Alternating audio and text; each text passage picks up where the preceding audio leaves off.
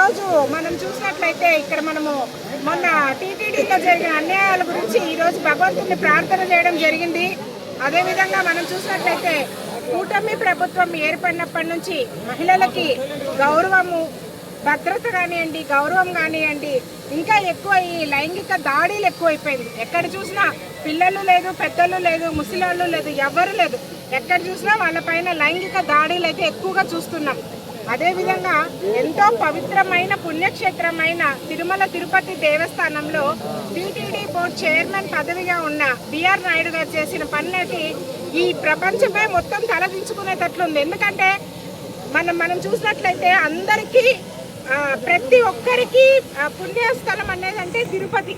హిందువులకి మెయిన్గా పుణ్యస్థలము తిరుపతిగా భావిస్తాం. అలాంటిది తిరుమలలో ఉండే టీటీడీ చైర్మన్ అయిన బిఆర్ నాయుడు గారు చేసిన పనికి ప్రపంచం మొత్తమే తలదించేటట్లు అయిపోయింది. కానీ ఇంతవరకు ఆయన పైన ఎటువంటి యాక్షన్ అనేది మనం తీసుకునేది చూడలేదు. అదేవిధంగా మనం చూసినట్లయితే బిఆర్ నాయుడు గారు మళ్ళీ బయట వచ్చి ప్రెస్ మీట్ ఇవ్వడం జరిగింది. ఏమని, అది తప్పు కాదు, అది కరెక్టే, వాళ్ళు మాకు ఫ్రెండ్స్, స్నేహితులు అన్నట్టు ఇచ్చినారు. మేము కూటమి ప్రభుత్వానికి ఒక్కటే అడుగుతున్నాము, పబ్లిక్గా ఎవిడెన్స్తో పాటు ఆయన చేసిన రాసలీలలన్నీ బయట వచ్చిన తర్వాత కూడా దాన్ని ఆయన సమర్థించడము, మీరు అదేవిధంగా ఆయనకి సపోర్ట్ చేయడము ఎంతవరకు న్యాయము.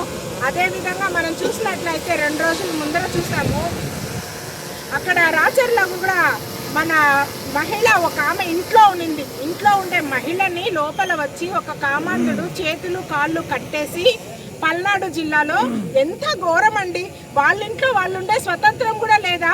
ఒక మహిళగా తన ఇంట్లో ఉండేటప్పుడు వచ్చి ఆమె పైన కాళ్ళు చేతులు కట్టి వేసేసి మరి అత్యాచారానికి పాల్పడినారు. ఆమె ఆ గాయాలతో వెళ్ళి అడిగితే ఇంతవరకు ఆమెకి న్యాయం జరగలేదు.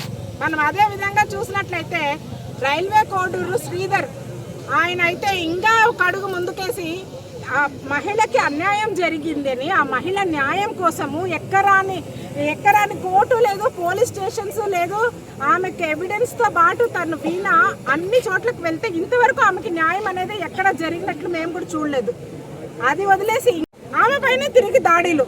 నిన్న మేము చూసాము, పబ్లిక్గా ఆమెని రోడ్డు పైన కొడుతున్నారండి. అసలు మనం ఎక్కడున్నాము? మనం డెమోక్రటిక్ కంట్రీలో ఉన్నామా లేకపోతే ఏమి? ఒక మహిళకి మేము కూటమి ప్రభుత్వాన్ని ఒక్కటే అడుగుతున్నాము, మహిళలకి ఎక్కడండి రక్షణ?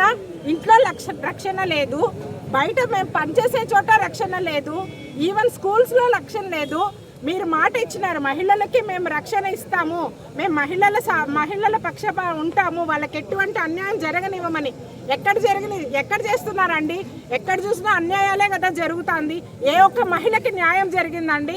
మళ్ళీ ఇంకా ఎక్కువ మాట్లాడితే హోమ్ మినిస్టర్ అనిత గారు మహిళగా ఉండి మహిళల పక్కన మాట్లాడకుండా, మహిళలకి న్యాయం చేయకుండా ఎంతసేపు విమర్శనలతోనే సరిపోయింది.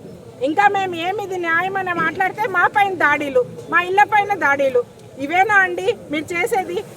ప్రజలు మిమ్మల్ని నమ్మి ఓట్లేసిన దానికి హామీలు ఎలానో మీరు నెరవేర్చలేదు. కనీసం మహిళలకి రక్షణ కూడా లేకుండా ప్రభుత్వంగా తయారైందండి.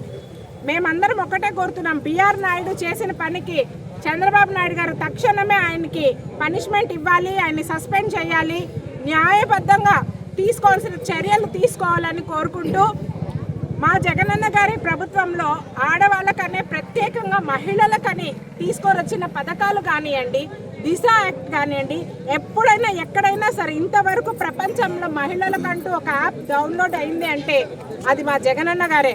మా జగనన్న గారు మహిళల్ని శ్రీరామ రక్షలాగా ఉండింది. అది కూడా ఇప్పుడు పనిచేయకుండా, అక్కడ సచివాలయం స్టాఫ్ కూడా ఏమి మీరు ఇవ్వకుండా దాన్ని కూడా తీసేశారు. ఇలా ప్రతి ఒక్క చోట మహిళలకు అన్యాయమే జరుగుతుంది. మేము కూటమి ప్రభుత్వాన్ని ఒకటే కోరుకుంటున్నాము, మహిళలని గౌరవించండి, కనీసము అన్యాయం జరిగిన మహిళలకైనా న్యాయం చేయమని మేమందరం మహిళా లోకం తరపున కూటమి ప్రభుత్వాన్ని డిమాండ్ చేస్తున్నాం.